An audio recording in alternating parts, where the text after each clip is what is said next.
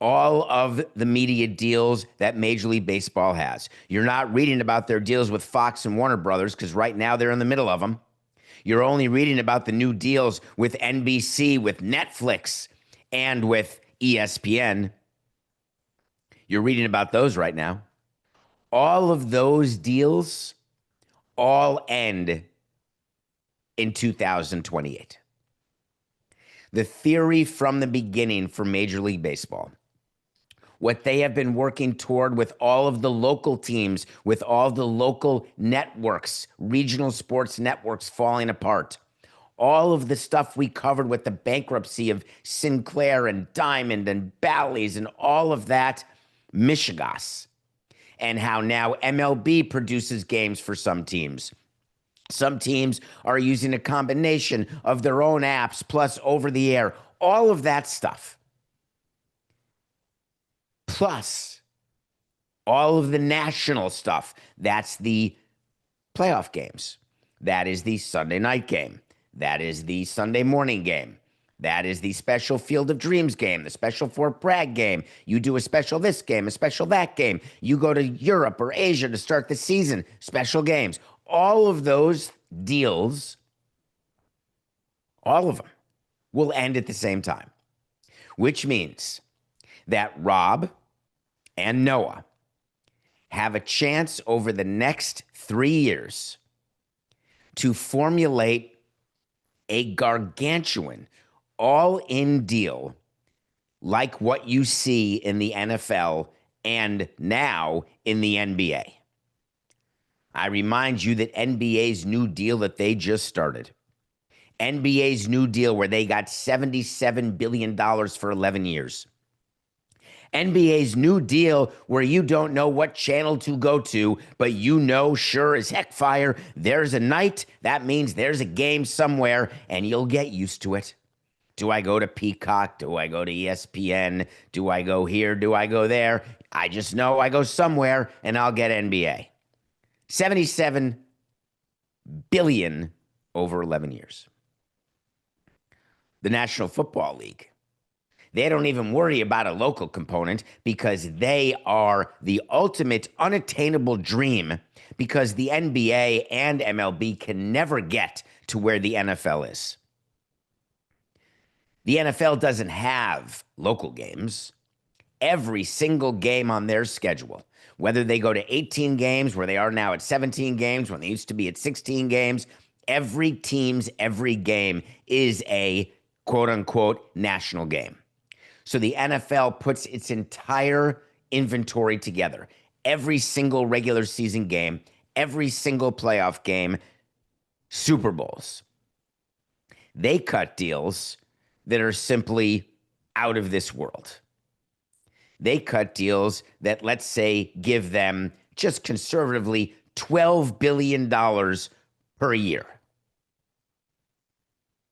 The NBA got 77 million, call it $6 to $7 billion per year. The reason why it's lower is there are more games, but those more games, some of them are local, not available nationally, and all of them in their entirety do not equal the strength of a NFL game.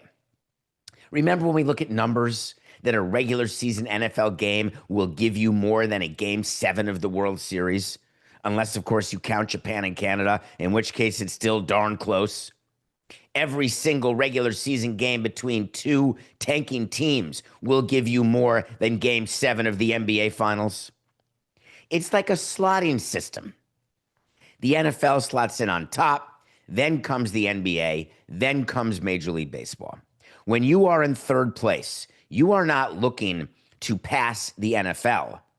In first place, you're looking to catch second place and firmly entrench yourself in second place. MLB has had this goal for years. What was announced yesterday was simply a stepping stone to get into the position to negotiate with everyone with every bit of inventory available after 2028.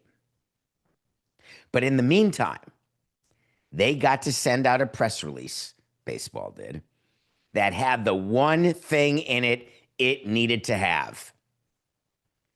ESPN is back with MLB, and ESPN is paying the same $550 million that they said they didn't want to pay anymore. That is MLB's press release. All of that rancor, all of that talk of ESPN saying, hey, we can do without baseball, David Levy, Warner Brothers style. ESPN, David Zaslav, I should say. ESPN, sorry, David. ESPN saying, we'd rather not have baseball than pay $550. Well, surprise, surprise, they're paying $550. Now, the smart people in the group will be able to say, David, yes, they're paying $550, but look at how much more they were given. That's a very good economic trick. It's a very good PR trick. If I owe you $100 and in return I'm supposed to get a bottle of wine and that's it, and I say to you, hey, I'm not giving you $100 for that bottle of wine. And you say to me, I want the $100. I'll do anything. Give me the $100. And you say, all right, give me that bottle of wine.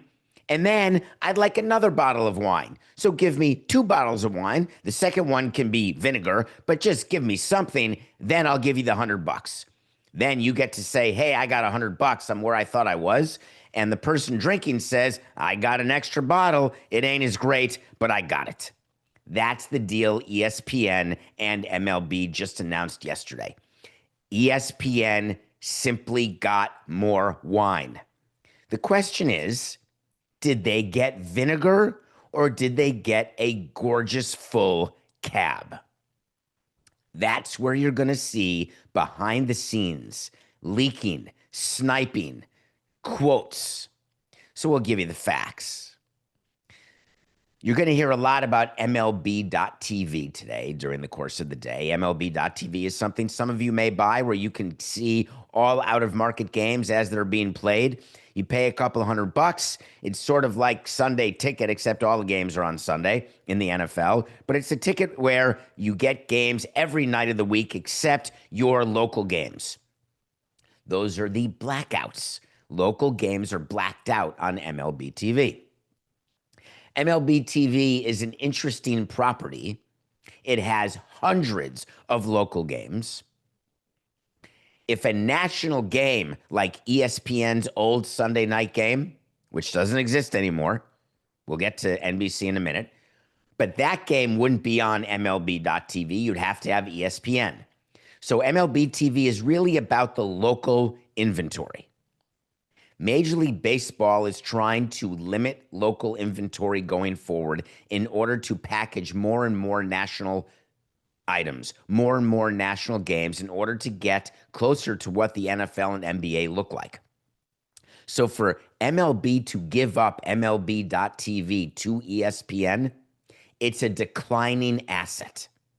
ESPN gets to claim, yeah, we are getting the revenue from MLB.TV, but that revenue is going down, down, down. And as far as MLB is concerned, they want to get it down to zero. They want to eliminate blackouts in the next set of deals. They want to increase the number of national games. But ESPN got it. My argument, vinegar. Something vinegar. Next. They are ESPN. And they told us, if you're listening, these corporations will give you their exact plan of action because they're floating it out there. They're letting their board know. They're letting their CEO know. Jimmy Pitaro, the head of ESPN, after the $550 million broadcast deal was opted out and disappeared, Jimmy Pitaro stood up and said, hey, sticks and stones can break my bones, but names will never hurt me. I'm not mad at Rob for calling us a shrinking platform. I'll tell you one thing. We'd love to be part of the solution to help local teams. We would love to disseminate local games over our platform. Wouldn't you know it, ESPN then announces this thing, the ESPN app. They announce that they are going direct to consumer. It's not a coincidence. These guys at ESPN and Disney, they've got a plan. It's not just David who carries around a 5-year plan. Everybody in business carries around a 5-year plan. You just don't tell anyone about it. ESPN's plan was to get local teams to do business with ESPN. Well, coincidentally, Major League Baseball had been broadcasting games for several of the teams, like the Cleveland Guardians, the Padres, the Twins, the Diamondbacks, the Rockies, the Mariners. These are teams that lost their regional sports networks. They could not find any local TV money. They went to MLB, and MLB said, "I've got you, child. We will produce the games. We will use the exact announcers you used to use. Your audience is going to feel comforted. We are going to get it over the air. We may even get it on some of the similar cable channels, believe it or not, but we're going to take the local in-house." As part of this new deal with ESPN, all of those teams, ESPN now has the right to all of those in-market clubs. ESPN has gotten into the local regional sports network business without owning a regional sports network, without dealing with the startup costs or with the actual undergoing costs of running a network, because they're going to put these games on their existing platforms. 6 teams. It's not 30. It's not 28. It is 6 teams. But their deal is only 3 years. ESPN will also get 30 games. 30 games. Not Sunday Night Baseball. 30 games, national games, maybe on a Thursday. Totally different than when Sunday Night Baseball was. So you add up all of these things. ESPN, in theory, can argue to Bob Iger, hey, yes, we're paying the same $5.50, but look what more we got. Bob Iger would say, are you losing playoffs? Are you losing the Sunday night national game?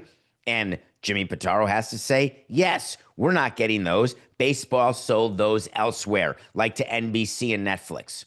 But I promise you, Bob, for the same $550 million, we are in great shape. To which Rob would respond when asked at a cocktail party, is ESPN better giving you $5.50 for what they used to get or $5.50 for what they're now getting? Baseball will tell you, and correctly so, the $5.50 they're getting from ESPN still is worth less than the $5.50 worth of items that MLB had to give to get the $5.50 before this deal ended.